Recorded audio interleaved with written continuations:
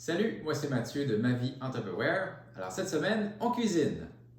Bon, au niveau des ingrédients, on va garder ça simple. OK. Ça, c'est le bruit recherché.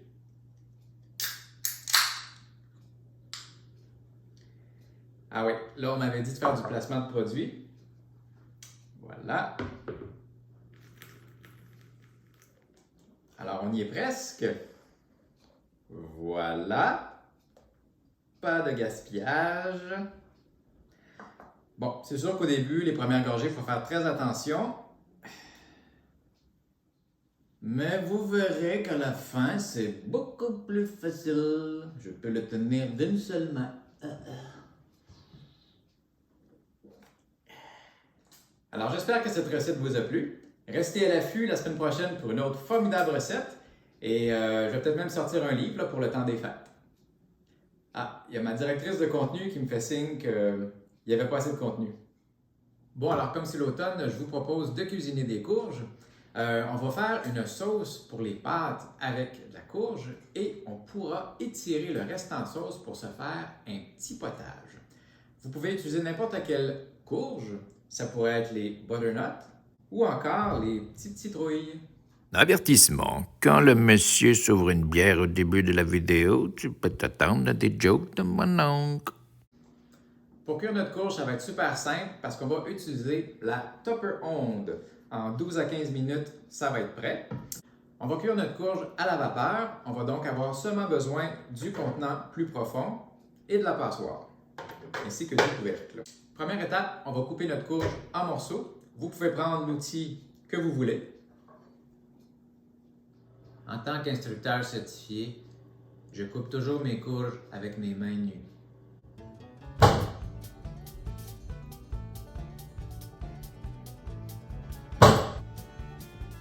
Aïe aïe.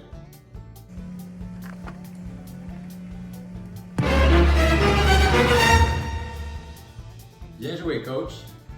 Alors, j'ai coupé ma courge. Vous pouvez garder la pleure.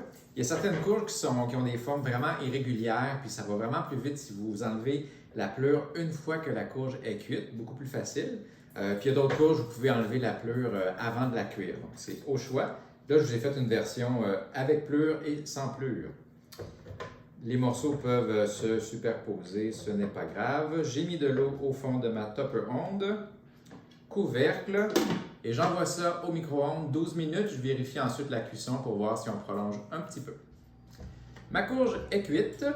Je dois dire que les morceaux qui n'avaient pas de pleure ont cuit pas mal plus vite quand même que ceux qui avaient encore de la pleure. À peu près 12 minutes, pas de pleure. Puis avec pleure, 16 minutes à peu près. Donc voilà. Pendant que je vais m'amuser à enlever la courge qui avait encore de la pleure en dessous, nous allons cuire notre oignon.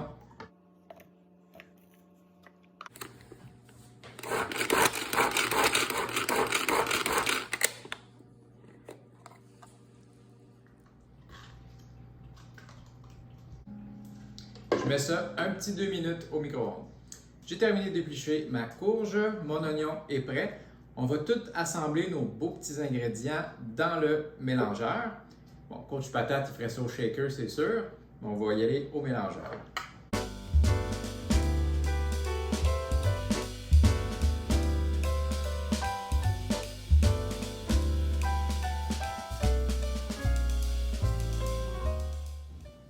Un tiers de tasse de levure alimentaire. Un tiers de tasse de cachou qui ont trempé dans l'eau chaude pendant une dizaine de minutes. Une gousse d'ail.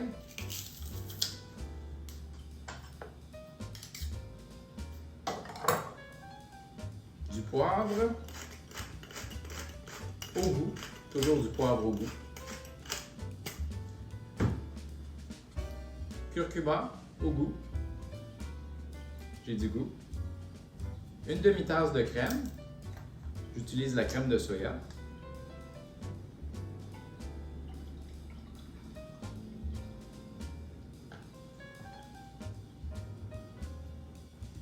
Une tasse de bouillon de légumes.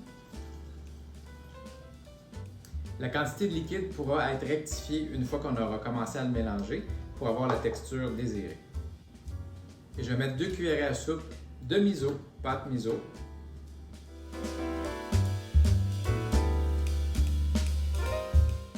Étant donné que le miso est salé, je n'ajouterai pas de sel tout de suite dans ma recette, j'en mettrai au besoin une fois que ce sera mélangé. Et voilà, j'ai obtenu la texture souhaitée. Je veux que ce soit pas aussi liquide qu'un potage. L'idée dans le fond, c'est que je vais le mélanger avec des pâtes que j'aurais fait cuire, des pâtes courtes préférablement.